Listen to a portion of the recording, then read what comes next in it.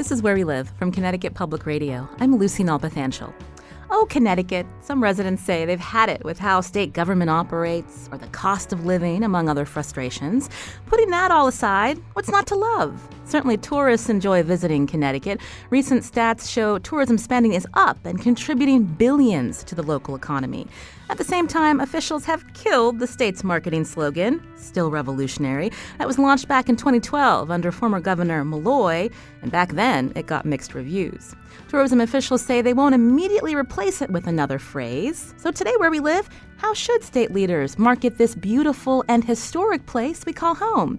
What's your take? You can join us, 860-275-7266, or find us on Facebook and Twitter at Where We Live. I want to welcome our first guest, David Corus, Deputy Commissioner of Connecticut's Department of Economic and Community Development, also known as the DECD. David, welcome to our show. Great. Thanks so much for having me, Lucy. So I mentioned Still Revolutionary and the news that state officials are officially putting that aside, no longer the marketing slogan for the state of Connecticut. This is happening at the same time where we're seeing tourism actually increasing in the state, and that generates hundreds of millions of dollars in state and local taxes alone. So why the decision to put Still Revolutionary on the shelf? Sure. So, first and foremost, I want to make clear that, the tagline is a very small component of our overall marketing strategy. We have a brand that's market tested and research based, and then we have a series of campaigns that are built off of that brand, some for economic development, some for tourism. They're seasonal in nature. Right now you'll see a lot of our summer branding for what we can do, our summer campaign for what you can do here in the state. And the tagline is a very small piece of that. We don't even use it on all our materials. And so with all the controversy shaping up, we really ultimately decided, working with our stakeholders and peers around the state, that it was much easier to just abandon that in the near term and focus on the aspects of the campaign that were not as distracting and we know we're creating success. So you mentioned that there's a brand. What is Connecticut's brand? Yeah, absolutely. So about 6 years ago or so, we did a lot of market research. We did focus groups both within and out of the state, businesses and residents, prospective residents and prospective visitors. And a couple things emerged from that process. One, that Connecticut was a source of new ideas and innovation, but perhaps more importantly, this idea that Connecticut blended sort of the best of both worlds. We kept hearing that you could hike in the hills and go to the beach.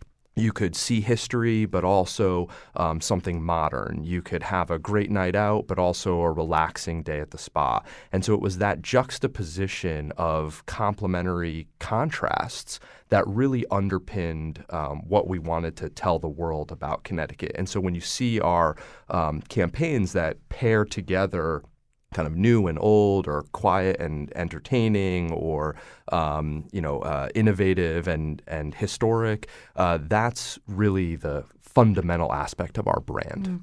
I mentioned this report from the DECD, the Economic Impact of Tourism. That's looking at what happened in 2017. So what do the numbers show us? Yeah, absolutely. So tourism is the 8th largest industry in the state. It directly employs over 80,000 people, and the indirect employment is an additional 40,000 or so. It's a $15.5 billion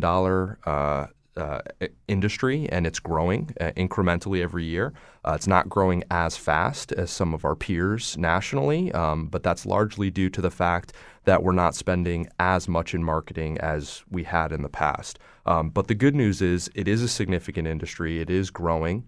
And we are continuing to attract visitors. When we talk about visitors who are coming here, who are they? It's a broad range of folks. We actually are getting much better information than we used to have in the past. So, there's a lot of talk about early campaigns, whether it's billboards, which we still do, and print advertising, which we still do to some extent. But now that we have digital advertising and social media, there's a lot more fine-grained information that you can get about who's coming and why and what advertising they're responding to. And so our target audiences really range from, Philadelphia up to Boston. Those markets, have a diverse range of folks that are looking for a diverse range of experiences.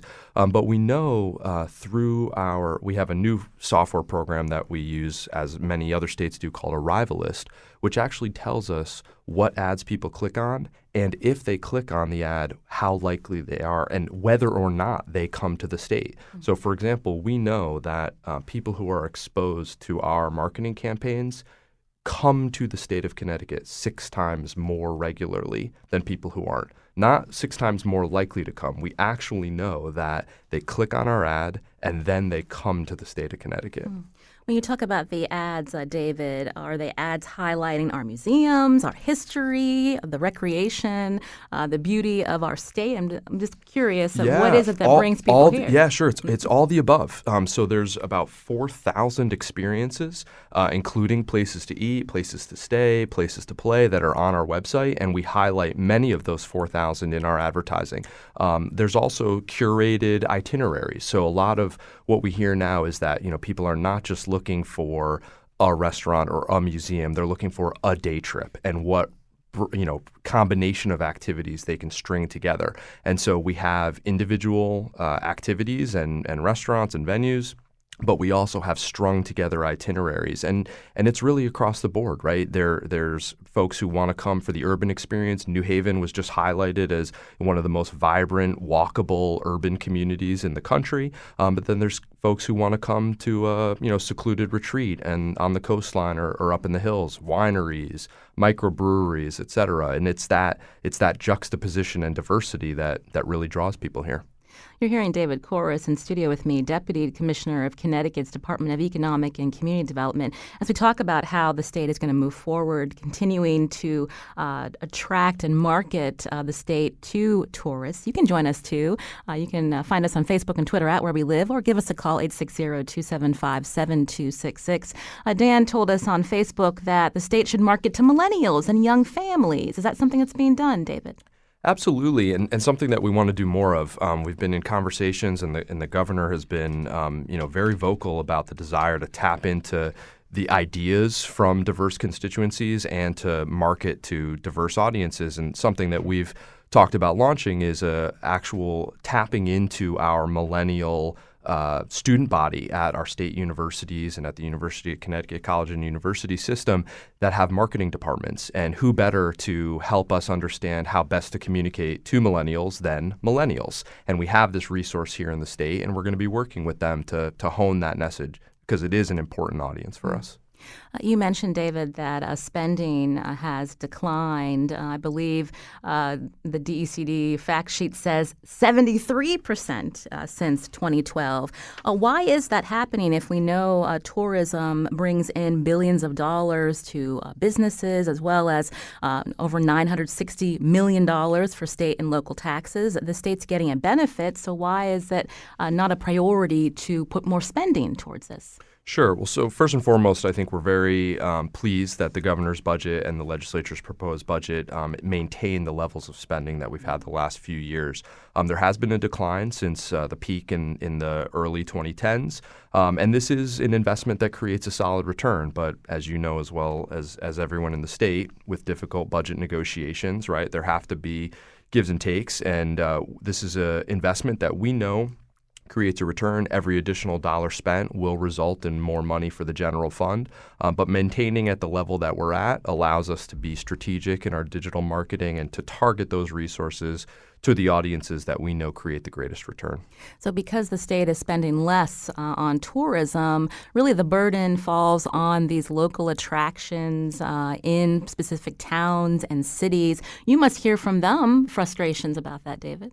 Yeah, we do, and it's a classic public-private partnership where we work with our venues across the state to reinforce what they're doing, in some instances to carry that burden, but we also look to them to act as an extension of us. And so, in times where the state budget is lower, we do expect that the bigger venues will supplement that statewide marketing with their own. But the key is to do it in a coordinated fashion, which is why we interact closely with museums and attractions across the state to make sure that whoever's resources are being spent, we're all sharing that same message and incrementally building the brand together. You can join our conversation here on Where We Live, 860-275-7266. Ernest is calling from Farmington. Ernest, go ahead. Hi, Lucy. Thanks. I just had a few questions for David. How did his office actually come up with these statistics of the actual visitors themselves and the number of people that actually are the subordinates to that? In other words, the visitors themselves, but you said there's other employment, like hotel staff, or even if they go to the Mark Twain House or the Harriet Beecher Stowe House. Do you include that as the people that are also working, like the people that offer the tours? The second thing is that now with the Aer Lingus nonstop flight from Dublin, it's been flying since 2016, September. Are there any records now of the incoming passengers and where they've been going and what they've been doing and how much they've been spending? And are there any tour operators that actually work with them, the Connecticut tour operators that come in? But thanks for taking my call. Thank you. Great. Yeah, thanks so much for those questions. So there's a couple different answers. So a lot of the economic impact analysis is done by independent third-party research. We contract with an organization called Tourism Economics, and they do the analysis about job creation and tax revenue, and which is a service that they provide to states and organizations around the world. So that's the independent third-party analysis there. In terms of visitation, as I mentioned, we have a software program that we utilize called Arrivalist, which actually allows us to see where people who had clicked on our advertising enter the state, what attractions they go to, how long they stay for, and that allows us to say definitively that those who are exposed to our digital advertising come to the state 6 times more than those who do not, and they stay for 3.5 times longer. Regarding Aer Lingus, I apologize, I don't actually have the information directly in front of me, but I can say that we do have information about the results of that connection. It's been a very positive one for us. And in terms of tour providers, we regularly do what are called FAM tours, familiarization tours, where we take tour providers on managed itineraries that they then market back to their home communities. And so there is a robust aspect of the industry that does exactly what you're suggesting. John's calling from Simsbury. John, go ahead. Hi. So one of the things that I love about being in Connecticut is the accessibility to everything in New England. 2 hours I'm in New Hampshire, 3 hours I'm in New York City, 2 hours I'm in Boston, and that's why I live here. I'm from Texas originally, and came up almost 20 years ago, and I love it here. Marketing ourselves as the hub, the gateway, the central location of New England where you can day trip anywhere and you don't have to hassle with the high hotel prices of the cities or the hassle of the cities. You're in the country, you can take day trips everywhere, but that's really for out-of-state tourists. And then even for people locally, people regionally, I should say, concentrating on what Connecticut itself has to offer, which is amazing.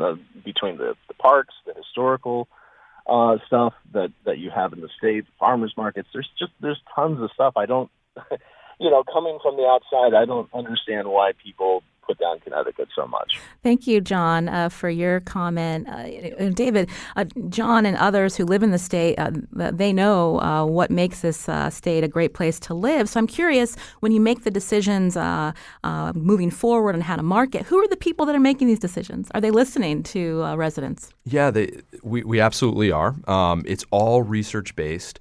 It's a combination of kind of what we hear from key stakeholders within the state, what we hear from focus groups, and over the course of the development of the brand, there were focus groups and research conducted out of state as well to better understand what our prospective visitors from Boston or Philadelphia or New York are looking for. But it's also the ongoing feedback and metrics that we get from, again, our digital advertising so that we know, what people are and are not clicking on. So it's that combination of sort of informal focus groups that we do regularly within the state, out-of-state information gathering, and then the feedback that we get in metrics digitally. This is Where We Live. I'm Lucy Nalpathanchel. With me today, David Korus, Deputy Commissioner of Connecticut's Department of Economic and Community Development. Coming up, we're going to hear more about how Connecticut should market itself to tourists and what we could learn from other states. We also want to hear from you. What are your ideas to highlight the state's best qualities and stories within our border? Join the conversation, 860-275-7266, or find us on Facebook and Twitter at Where We Live.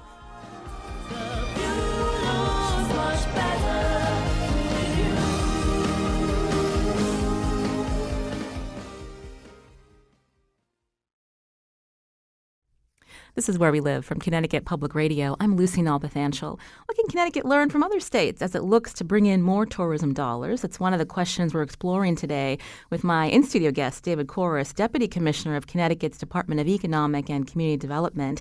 Now, what are things that you'd like to see officials highlight about our state? Join us, 860-275-7266, or find us on Facebook and Twitter at Where We Live. We also wanted to hear some local perspectives, especially from attractions like museums, about their take on how the state should market them. So joining us by phone now is Bob Burns, Director of the Mattituck Museum in Waterbury, Connecticut. Bob, welcome to our show. Thank you, Lucy. Good morning.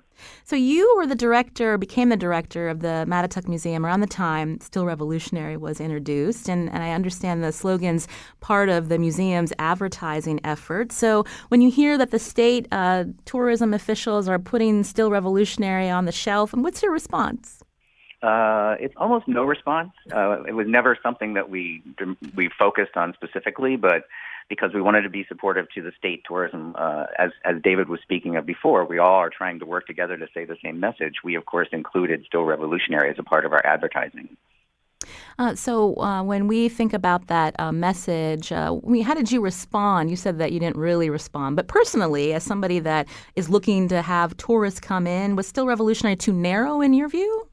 Well, I would say when it was first introduced, it was, and as a person coming into the state from New York at that time, it felt a very narrow tagline, because when you think of New England and you think of revolutionary, it's nearly impossible not to think of the Revolutionary War, which is great, and that's a part of our story, even a part of the Mattituck Museum story, but it's not the whole story. I liked that the then governor was trying to say also the Industrial Revolution, because as a history and art museum that tells the history of manufacturing in the Naugatuck Valley, we could really get on board with the Industrial Revolution part of that as well. But again, for the outside visitor, for the people back in New York that were talking to me about, the new state that I was living in and the new place I was working, they kept saying, "Why is your state focusing on the Revolutionary War?" So I think it was a bit of a leap for everyone outside of the group of people that were there. And we were always explaining, no, it's more than that. We're more than just the Revolutionary War. So it actually became a bit of a hindrance in communicating. I mentioned you're director of the Mattituck Museum, coming on around the time where state spending on tourism has really declined. We're talking 73% since 2012. So what kind of impact has that been on your museum, and how do you make up the difference? Yeah, so in 2012, when they were rolling this all out, they had a really wonderful program in DECD that was a competitive grant program specifically for marketing and advertising, and we were fortunate enough to receive that grant, which enabled us to take our marketing budget that it was when I got here of $1,500 per year and moved it up to about $65,000 a year. So that really, the support of the state through that particular program had an enormous impact on our ability to market what we were doing at the museum in that first year. The next year we got another small grant, and then the grants were gone as part of the decline of the investment in the tourism office. I do want to say that I think that the tourism office, through this whole entire thing, as their budget has gotten smaller and smaller, has continued to become more flexible and more strategic in spending those less and less dollars, and I really commend them for that. But unfortunately, the state is being a little short-sighted by shorting the investment in tourism, because we have statistics that show that for every dollar that's put directly into tourism and arts and culture, $7 is returned through the economic impact in our communities. So we've continued to spend our own budget, raising money here to market it at the $60,000 to $65,000 level each year, because we see that benefit not only as people coming through our doors, but people going to our restaurants here in town and staying in our hotels. We know the importance of that, and we're continuing to scrape as much money as we can into that marketing budget. And I would really love to see our legislature take what I think they think is a risk, but is not a risk at all, and really make a bigger investment back into the tourism budget. David Corus, again, Deputy Commissioner of Connecticut's DECD. I mean, how do you make the case to the General Assembly to do what we're hearing from Bob and many others, that they see that the state should be investing more? Yeah, well, the story is pretty straightforward, actually. Given that the legislature established the tourism fund a couple years ago, and 10% of all the revenue generated by the lodging tax is directed into that fund, we can say pretty definitively that lodging tax generates significant revenue. 90% of it, in fact, goes back to the general fund, supporting a broad range of programs. And so for every dollar invested, we do get that return, and it results in additional money coming back from this sector to the general fund. But in difficult budget times, you still need to allocate that money up front, which is a challenge. I do want to just piggyback on one thing that Bob said, which I think was so important, that folks who come to the museum then have spillover activities in the rest of the community. And we just held our tourism conference last week with about 400 attendees, and one of our keynote speakers, Roger Brooks, talked about how the attraction is what draws the person to the state, but the majority of their time and a majority of their spending is actually spent on other ancillary activities within the community. And so, to Bob's point, he's spending his marketing dollars to draw people into Waterbury, but the broader economic sector within Waterbury is benefiting from those tourists that he brings in. You mentioned the tourism fund. About 10% of the lodging tax goes towards that. I'm looking at a report from the day where there was the General Assembly's Tourism Caucus, and members suggested that lawmakers should actually divert 25% of that revenue. Is that feasible given Connecticut's budget woes? So the Arts, Culture, and Tourism Transition Team during the 2018 to 2019 gubernatorial transition made that recommendation of 25%. We as the office have been, open to ideas that others have come with, and we've continued to advocate to the Tourism Caucus and other members of the legislature the benefit of this investment and the return, but are cognizant of the challenges that they face. You can join our conversation today as we look at how the state should market itself to tourists. 860-275-7266 to join Where We Live. Mike's calling from Hartford. Mike, go ahead. Yeah, hi. I have a constructive criticism of the whole effort.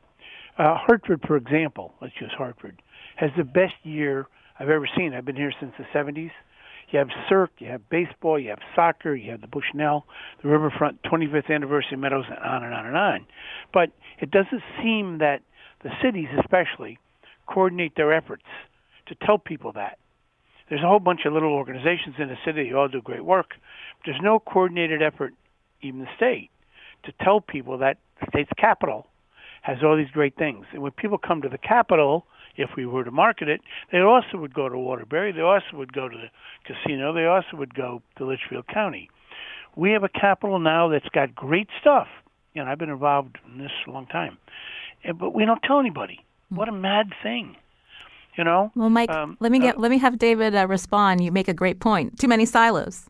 Yeah, listen, this is one of the challenges of Connecticut is, with 169 municipalities and a handful of regions, we don't always work together across those silos, though I think a hallmark of the Lamont administration is kind of those cross-sector, cross-discipline, inter-silo collaborations, not just within government, but between the public and the private sector. I would absolutely concur that, the optimism and the trends right now in Hartford are incredibly encouraging. The one thing that I'll make note of is the city has been really successful this year working with the Capital Region Development Authority and the Convention Center in attracting conferences unlike that we've really seen in a long time. Just now there's the I can't remember exactly what it's called, but it's about kind of manufacturers who contribute to the space industry, global conference. And it's bringing people in from all over the world. We had a great STEM science conference not that long ago. And when those events do come, I can say definitively that the state, the city, and the private sector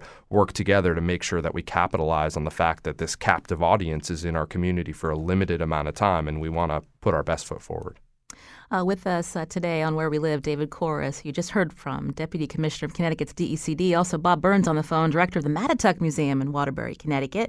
And we wanted to learn more about place branding campaigns and other places, what lessons Connecticut can learn. So joining us by phone now is Adam Sneed, Senior Associate Editor at City Lab, focusing on city life and culture. Adam, welcome to our show. Thanks for having me, Lucy. So we were just talking about Still Revolutionary, which was Connecticut's marketing slogan. Officials have decided to let that sit on the shelf now and to move forward. Mm-hmm. So when we think about place branding, what are some of the things that maybe Connecticut and other places fall into that really aren't effective? Yeah, so one issue that states, many cities might have when they're trying to brand themselves is showcasing things that might be cool or attractive that really don't distinguish that place that you are marketing from other places, or maybe they don't necessarily offer the promise that that they can deliver when somebody actually comes to your state.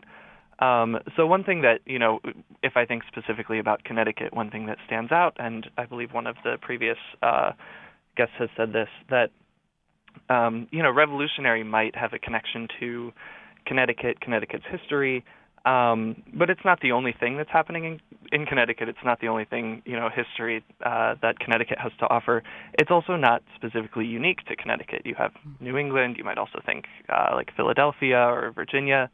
And so these are the sorts of things that, as you're putting together whole branding campaigns, and especially if you're focusing just on a slogan, you have a lot really that you have to distill. We've heard so many even callers that have called into this show say, I take pride in so many different things about this state that's not reflected here. And it's really hard to distill that in any way, but then also to say what makes this specifically unique to where we are. Now, Adam, is there any value in having a state marketing slogan? I mean, some states have them and some don't. Right, yeah. There are plenty of places that do have slogans, and people might never know about it. And then there are, I think, a few places that do it really. They've hit the bullseye with a slogan that really resonates with tourists, with outsiders, and also with locals. I think that is a really rare occasion. So, the value of a slogan really, I think, is the value of the broader marketing campaign. And just making sure that the slogan that comes along with it is supporting it in an effective way. Let's talk about some examples, Adam. Our neighbor, Rhode Island, they had a state slogan that didn't really work out so well. Tell us about that. Mm-hmm. Yeah, so in 2016, there was the state unveiled a new slogan, which was cooler and warmer. Long story short, it only was around for a couple of months. It was widely panned on social media. I think part of the problem and what people really focused on was the double meaning of cooler, of cool. And to say that the state was cooler and warmer, people found that confusing. Eventually, the governor pulled the plug on it. The state's chief marketing officer resigned over this, actually. I mean, it's sort of a rare case where it goes so poorly. Wasn't Iceland involved? Yeah, that's right. There was also a point, and this might go to the maybe trope trap from before, is there was a clip of, I'm forgetting what it was, but there briefly in an ad there was a clip of something from Iceland. Skateboarders, I believe. Yeah, so part of the problem there is maybe the state was putting forward a vision of itself that it didn't even recognize at some point wasn't itself. And then an example, so Rhode Island didn't do it correctly and got a lot of flack from their own residents, even mentioned a state official having to resign. But Virginia's one that is that an example of something that's a marketing campaign that's done well, Adam? Yeah, so I think Virginia has really a rare case here. So its slogan is Virginia is for lovers. It's celebrating, I believe, its 50th anniversary this year. And it's one that really resonates with locals take a lot of pride in this. If you travel around the state, you see it on signs, you see it on merchandise. People feel good about their place when they think about this slogan, and they might say, like, yeah, this is why I live here. I love my community. I love the things that are around here. It's an interesting case because it's not maybe too specific. It doesn't have a strong promise in it other than you, as an outsider, might see it and think, like, okay, yeah, I might maybe take a romantic vacation to the beach or the mountains.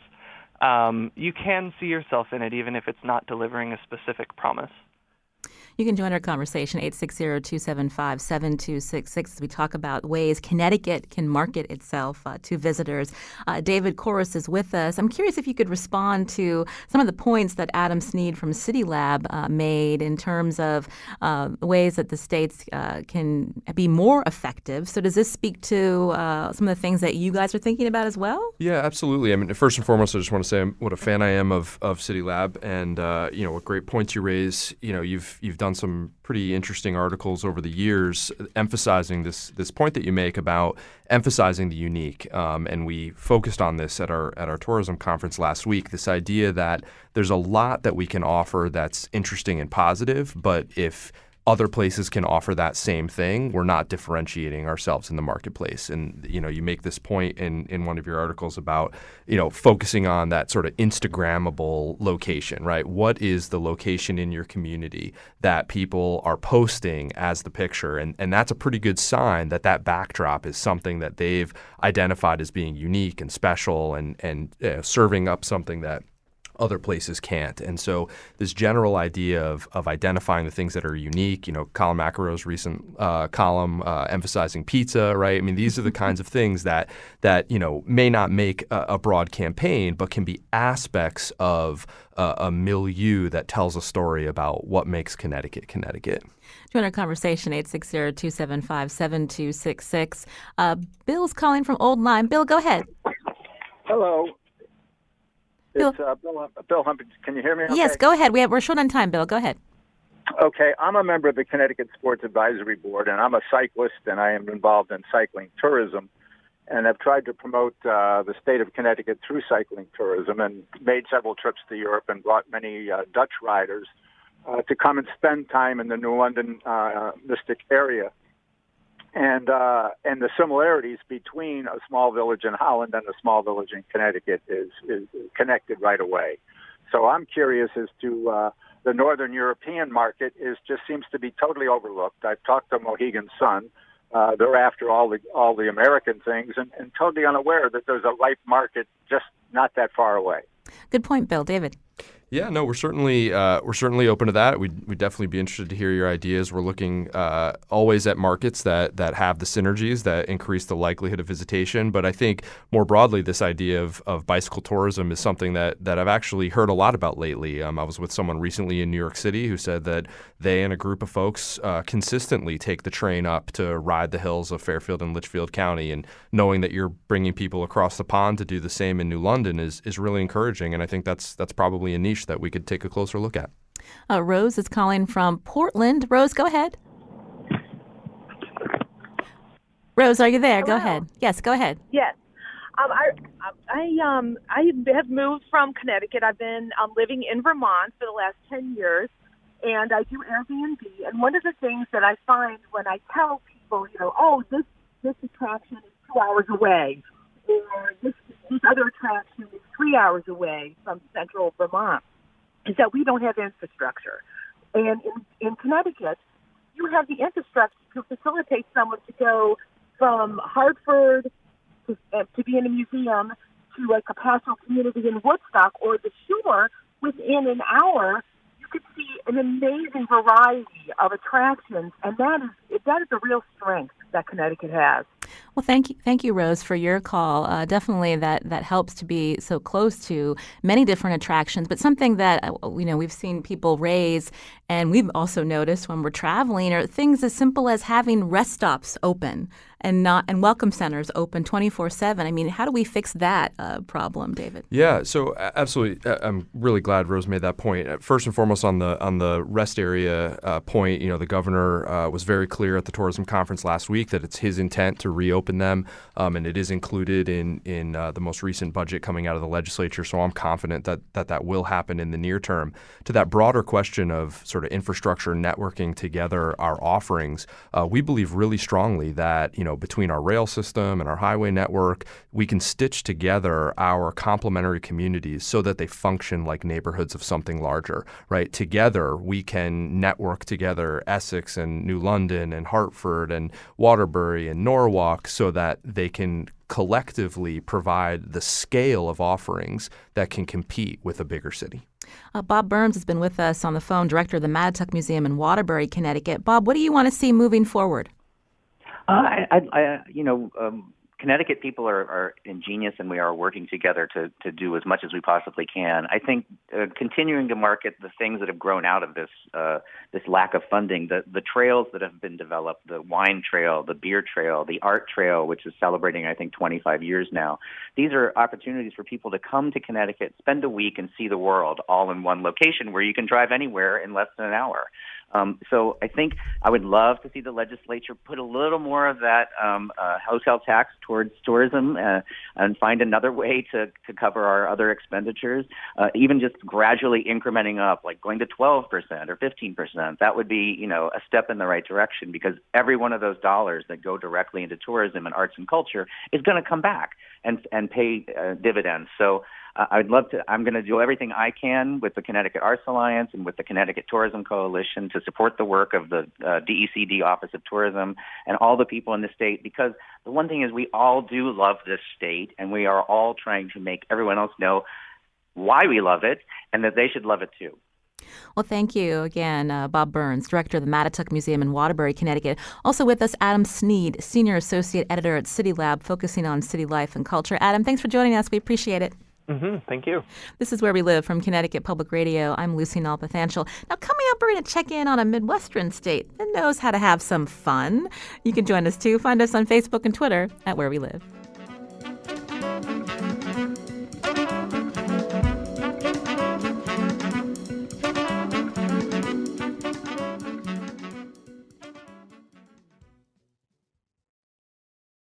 This is Where We Live from Connecticut Public Radio. I'm Lucy Nalpathanchel. We're hosting our next coffee break at the John Bale Book Company and Cafe in Waterbury, Connecticut. That's next Tuesday, May 21st, starting at 11:30 a.m. We hope that you stop by, tell us about an issue or story in your community that's not getting the attention it needs. And you can check out Where We Live's Facebook page for more information. Now, today we've been exploring how Connecticut should market itself to tourists. Jill tweets, I moved here after living in L.A. for 13 years. I don't understand why people complain about Connecticut so much. There are some issues, but to me, the pros outweigh the cons. Access to nature, arts, culture, and nearby states and cities are all pros for Jill. I couldn't agree with you more, Jill. I wanted to go on now and to find out what else we can learn from other states. And one of them is Nebraska, of all places. I know you're probably scratching your head, but they've taken a very different approach, and it's actually working for them. I want to welcome to our show John Ricks, Executive Director of the Nebraska Tourism Commission. John, welcome to Where We Live. Good morning. Thanks for having me on. So tell us about the slogan that Nebraska unveiled last year. Okay, well, I like to look at it this way. We actually kicked off a new campaign, and we did a boatload of research walking in, because Nebraska for many years has been the least likely state in the country for people to visit. That's according to the Portrait of American Travelers, which is a reputable piece of research. So we knew going in that we had to shake things up. When you're in 50th place, the only way to go is up. But we really looked carefully at what was going on in the marketplace, and the biggest thing we did was we went out of state and built the campaign from the outside in. Now, what I mean by that is, yes, we listened to our board and our marketing committee and, the CVB Association and things. But what we really did is went out into nearby markets, for example, Denver, Kansas City, Minneapolis, Des Moines, and talked to people about perceived barriers, perceived problems that would keep them from coming here. And what we found out is there was a significant what you call brand apathy. It wasn't that people loved us or hated us. It was just indifference. And indifference in the marketing arena is a really tough problem. And so you landed on Nebraska. Honestly, it's not for everyone. What was the response? It's been kind of crazy. It went viral. We went. That story is fun, and I'll briefly tell you. We went. We had our conference in Nebraska City, which is a cool little place down in the southeastern part of the state, and all we did really at 4:30 one afternoon is presented it to our industry. There was a little media there, local media, Omaha newspaper and things. Did a little media after that and pushed the button on the news release, and then hour and a half later we started. They have a governor's banquet and everything at these things, and by then already social had blown up. And it went crazy for a month and a half-ish. So by the end of November, we had earned media PR value in excess of $7.2 million, and our entire budget is $6.6. Name somebody, Colbert had fun with it. He was on and said, "Nebraska, are you okay?" And we answered him, "Sure, Colbert, we're great." And okay is really Oklahoma. So the whole thing is it has been a lot of fun. The self-deprecating humor, we tested all this stuff a lot out of state, and what we really did is we took the perceptions of people in these nearby places, and I'll just go through some of them for you. They call the place flat and boring and flyover country, and there's no fun there, and all these kinds of things. So we have headlines and ads that say, for example, famous for our flat and boring landscape. And then we pay it off in the body copy by just telling the real story. Well, we love that you've been able to have fun with it, and maybe that's something, David, that Connecticut should think about. Yeah, well, I think it's great, and listen, there are some similarities, right? I mean, what he's saying about perception of boring and flyover, we could have that same concern of a pass-through state between New York and Boston, and I think we will continue to reach out to the New York and Boston markets as they've done to get that sense. But this idea of kind of confronting incorrect preconceived notions head on is one that I think we can all learn from. We have a bumper sticker that Real Artways made in the newsroom that reads, "Hartford, you could do worse." I mean, same kind of self-deprecating humor, because we know that Hartford has a lot to offer its residents and visitors. So I wanted to go back to, again, John Ricks, Executive Director of the Nebraska Tourism Commission. So obviously a success. But in terms of your residents, are all of them happy about it? Oh, no. No. We've had a little pushback, but we've spent now, 5 or whatever months it has been, and we've done a lot of community meetings, and we've done a lot of Rotary clubs, and we've done a lot of chamber meetings, because the approach is so different. Some people thought that we were making fun of the place, and we're certainly not doing that. What we're really doing, and we tell them this, is we're actually poking at the perceptions that people have in the marketplace and telling them the truth, and being very honest about it. I think the thing that has resonated very well is we knew going in we had to disrupt things. Not this last year, but the prior tourism conference, we had enough work done. We hadn't started the creative yet, but we had enough work done to tell people at that conference, understand, industry folks, that you and some of the other people in the state are probably going to be moved outside your comfort zone with this. But we can, with brand apathy, you just can't, go along smiling and say, hey, we got nice museums, because nobody listens or nobody was listening. David Corus, again, Deputy Commissioner of Connecticut's DECD. You mentioned Connecticut's often seen as a pass-through state. So, how are officials trying, to counter that?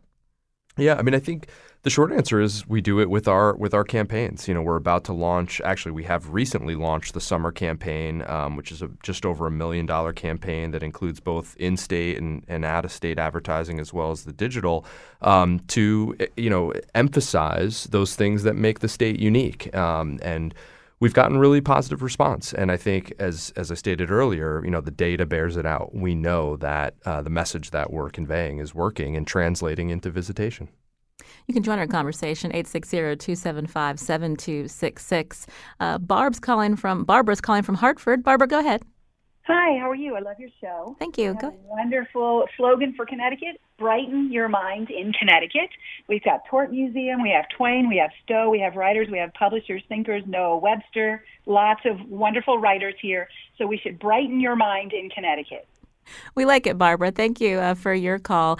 David, so just to reiterate, so the slogan's still revolutionary, off the table, not going to be used, but you're not looking to start a new one. You're still doing research. Yeah, and the short answer is not necessarily. When we think about some of the most successful brands globally, companies like Apple, it's just the company name, it's just the logo. When you have enough brand identity behind it, you don't necessarily need a tagline tacked on. And I think what we'll be doing over the course of the coming years is continuing to gather research, continuing to hone our message, having campaigns that are specifically oriented to target audiences, to the season, for economic development, for tourism. There may be a tagline on some of those, just as Nebraska has done. There may not, but it's not a core component of the overall strategy. Chris is joining Where We Live. Chris, what's your question or comment? Oh, hey, how you going there? Thanks for taking my call. Look, I just thought I'd call. I've been listening to the show ever since I got to Connecticut. Look, I've moved from Australia, actually, and look, I love living in Connecticut. It's a beautiful state. I personally think there's an immense amount of potential here, and look, driving through places like Hartford and that, I think the problem is the world doesn't know about it. I think if the more of the world actually knew about Connecticut, I think that would make one difference in perception. And two, really just getting the message out there. I mean, you've got Bradley International Airport. You've got Europe on the doorstep. People should be flooding in here. Chris, thank you so much, and welcome to Connecticut. We're so glad that you like living here. David, when you hear these comments, do you feel like the state's not doing enough? You have more work to do.